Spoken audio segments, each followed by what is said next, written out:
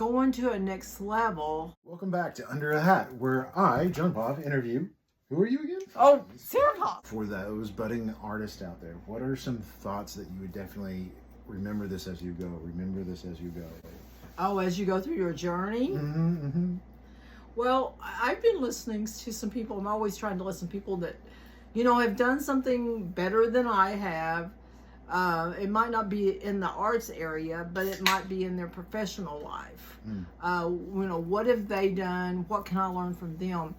And it's about, going to a next level, being happy that you've made it to the next level, not being so overwhelmed that you haven't made it up here. It's about being the satisfaction part, but to continue to push forward with it. Just seeing what you can do to the next, but not be so driven that your family is not important. Your real life there is not important to you. You've got to find this balance with it.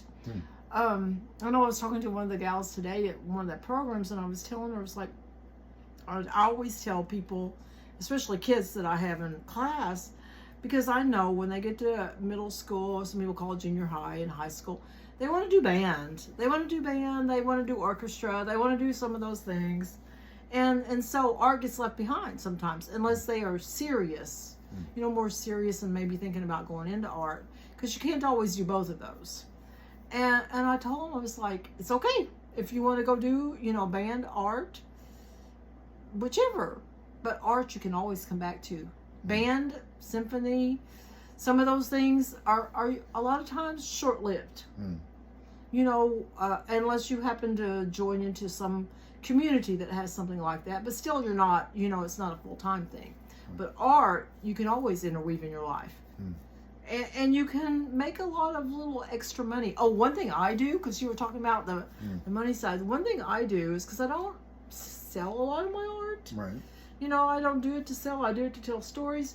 But one thing I do is, when I have a baby shower or when I have a wedding shower, I create paintings.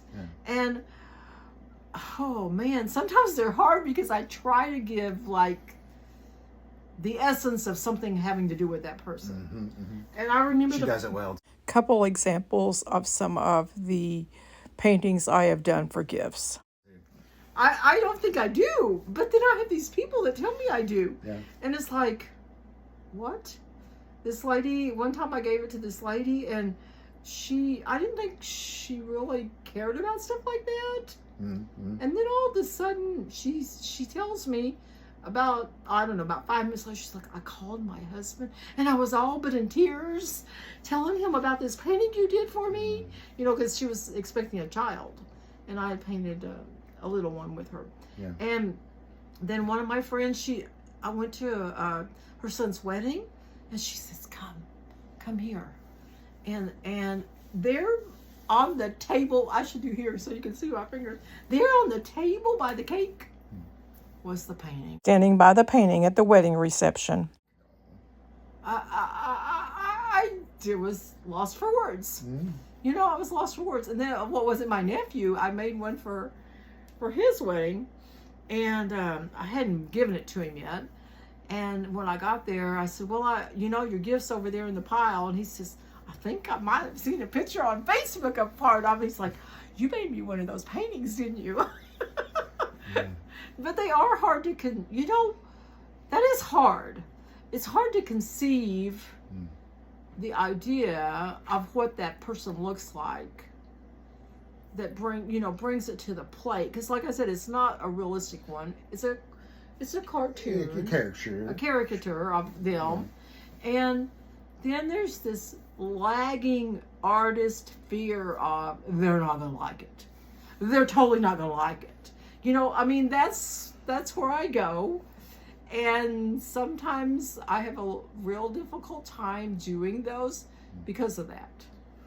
This is where my angle comes in. I think it is the creative people that have the ability to capture the characteristics, to just within a few strokes of the painter's brush, to show an essence of that person. It doesn't need much for the imagination to just attach. But a non-creative is just like, oh, okay.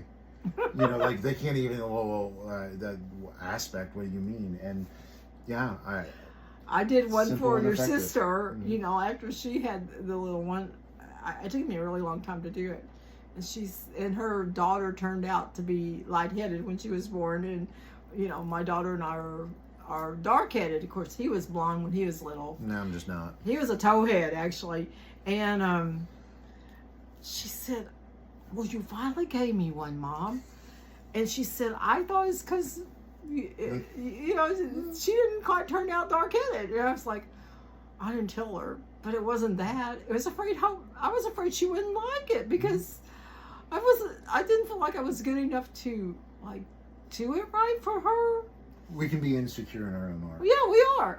Even though the strokes of the pen, the paintbrush, the crown, the marker can be certain, we can still there's a girl at my church that is, growing in her art, and it's amazing. And I'll ask her about it, and she's just like, it's just like, you don't understand. You are paying, what you have put in is now paying off in major ways. And she's like, okay, good, keep on going. Keep on going. Keep on going is so right. Leveling up and leveling up. My photograph made it into the Missouri Humanities magazine in 2021. Another episode of Under the Hat. This time my hat is in the Dyer County Courthouse in Dyersburg, Tennessee.